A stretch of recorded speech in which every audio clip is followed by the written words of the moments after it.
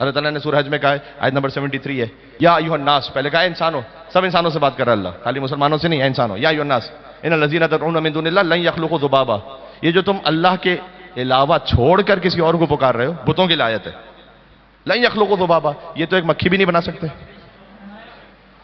دیکھو اللہ کا چھوڑ کے کوئی مکھی بھی نہیں بنا سکتا، اللہ کے اذن کے ساتھ کوئی ٹھوکر مارے تو مردے کو بھی جلا سکتا ہے۔ یہ توحید کے صحیح بیان کو سمجھنا کہ وہ تو مکھی بھی نہیں بنا سکتے، لن یخلقوا ذبابا ولو اجتمعوا لہ، سب مل کر بھی آ جاؤ تو تم مکھی نہیں بنا سکتے جب تک کہ اللہ کا اذن نہ ہو۔ اللہ اکبر۔ آگے عجب فرمایا مکھی بنانا تو بڑی دور کی بات ہے، وہیں یسلبھم الذباب شیئا لا یستنقذوہ منہ، اگر مکھی ان سے کچھ لے لینا تو یہ اسے واپس بھی نہیں لے سکتے۔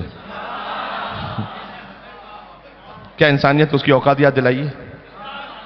بھائی دسترخوان ہے، فرض کیجئے اس پہ ایک مکھی آ کے بیٹھی، کچھ لے کے چلی گئی، واپس لے سکتے ہو کیا؟ اللہ کہہ رہا ہے تم اتنے کمزور ہو کہ مکھی تم سے کوئی لے کے چلے تم واپس بھی نہیں لے سکتے۔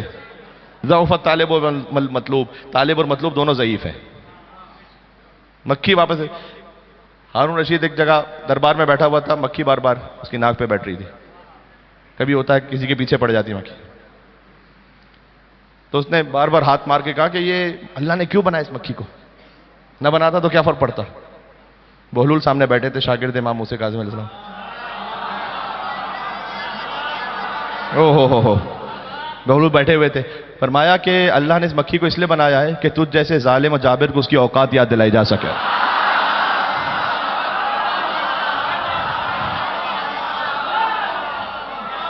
ایک مل کے صلوات دے دو نام امام موسیٰ کاظم علیہ السلام پر۔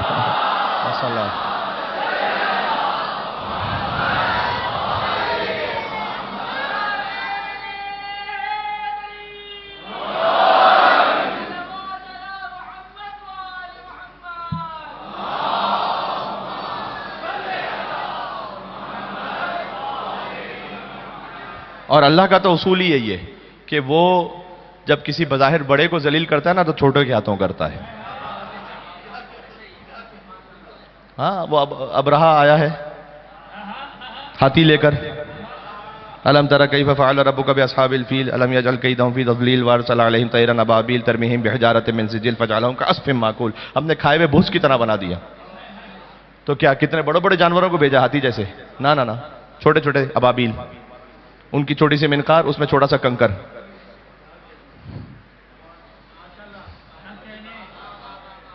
کوئی بھی پرندہ یہ کہتا پروردگار یہ اتنا بڑا ہاتھی ہے تو میں کیسے مقابلہ کروں گا، میں تو جا رہا ہوں۔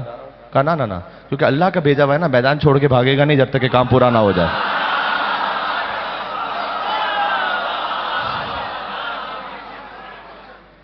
تو اللہ کا نظام ہے۔ اچھا اللہ یہ بھی ممکن ہے، اشرف المخلوقات سید الانبیاء محمد مصطفیٰ صلی اللہ علیہ وآلہ وسلم، اللہم صلی علی محمد وآل محمد، ان غار ثور میں تھے، 3 دن تک اللہ نے حفاظت فرمائی۔ مکڑی نے کیا کیا؟ جالا بن دیا تھا۔ اللہ نے قرآن میں کہا سورہ نمل میں، ان اوحن البیوت، سورہ عنکبوت میں، ان اوحن البیوت لبیت العنکبوت، سب سے جو پسترین گھر یعنی کم ترین گھر، ہلکا گھر ہوتا ہے وہ مکڑی کا ہوتا ہے۔ اللہ نے کم ترین مخلوق کے ذریعے اپنی افضل ترین مخلوق کی حفاظت فرما لی۔ اللہ جس سے جو چاہے کام لینا چاہے۔ کم ترین مخلوق ہے جس کا کمزور ترین گھر ہے، کمزور ترین گھر کے ذریعے افضل ترین مخلوق کی حفاظت فرما لی۔ اللہ کا نظام ہے۔ تو اللہ کہتا ہے کہ اگر تم میرے اذن کے بغیر مکھی بنانا، مکھی بھی نہیں بنا سکتے۔ ایک ہے دون اللہ، دیکھو آیت ذہن میں رکھنا، مع اللہ الہ آخر غلط، اللہ کے ساتھ کسی اور کو اللہ بنا کر پکارو غلط، دون اللہ اللہ کو چھوڑ کے پکارو غلط۔ ایک ہے عند اللہ، اللہ کے نزدیک جو ہے اسے پکارو۔ یہ بھی سورہ حجرات کی آیت ہے، سورہ نمبر 49 آیت نمبر 13 ہے، یا ایھا الناس انا خلقناکم من ذکر و انثی وجعلناکم شعوبا وقبائل لتعارفوا ان اکرمکم عند اللہ اتقاکم۔ یہ صحیح ہے کہ انسانوں ہم نے تمہیں ایک مرد اور عورت سے پیدا کیا ہے اور تمہیں قبیلوں میں بانٹ دیا ہے۔ کیوں بانٹا ہے تمہیں خاندانوں میں، قبیلوں میں؟ تاکہ ایک دوسرے پر فخر کرو گے، غرور کرو گے نا، لتعارفوا، تاکہ پہچانے جاؤ، بس تمہاری شناخت ہو سکے۔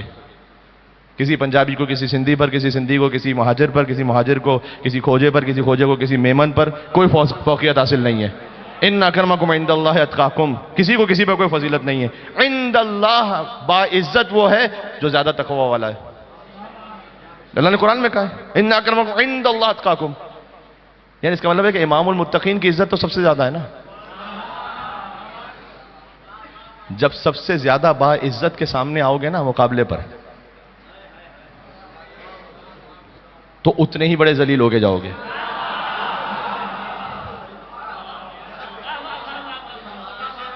عند اللہ صحیح ہے، جو اللہ کی بارگاہ میں عزت اور آبرو رکھتے ہیں. یہی زیارت عاشورہ کا جملہ ہے، اللہم اجعلنی عندک وجیہا بالحسین فی الدنیا والآخرہ. پروردگار تو مجھے امام حسین کی وجہ سے عزت اور آبرو عطا فرما. آپ میں سے کون نہیں جانتا، اب میں نے اس لیے پڑھ لیا کہ یہ ایک دفعہ اچھی طرح سے واضح ہو جائے آپ کو کہ مع اللہ غلط، دون اللہ غلط، عند اللہ صحیح. ہم علی کو اللہ کے پیرالل نہیں پکارتے، عرض میں نہیں پکارتے، طول میں پکارتے ہیں. اس طرح پکارو یہ عین توحید ہے. کیوں؟ یا ابا الحسن یا امیر المومنین یا علی ابن ابی طالب یا حجت اللہ علی خلق یا سیدنا و مولانا انا توجہنا واستشفعنا وتوسلنا بک الی اللہ وقدمناک بین یدی حاجاتنا یا وجیہا عند اللہ.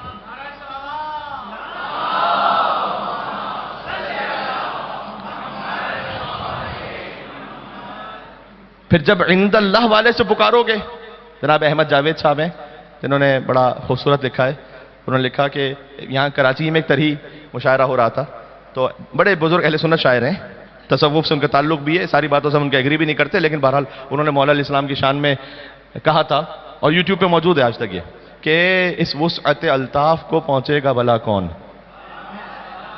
آپ سمجھنے والے لوگ ہیں، مومنین ماشاءاللہ تشریف فرما اتنی بڑی تعداد میں، تو میں یہ اس وسعت الطاف کو، الطاف یہاں پراپر ناؤن نہیں ہے، صفت کے طور پر ہے، ذہن میں رکھنا. یہ اس وسعت الطاف کو پہنچے گا بھلا کون. اب جن کو سمجھ میں آیا وہ سمجھ میں آیا میں نے کیا جملہ کہا ہے. یہاں نام کی صورت میں نہیں، صفت کی صورت میں.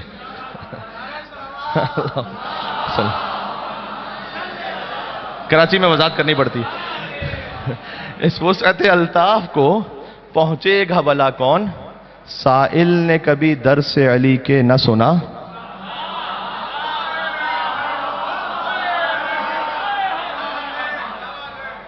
سائل نے کبھی درس علی کے نہ سنا کون. ہاں علی نے پوچھا نہیں کہ تو کون ہے، عند اللہ ہے علی ابن ابی طالب. جو عند اللہ ہے نا وہ ایسے عطا کرتا ہے.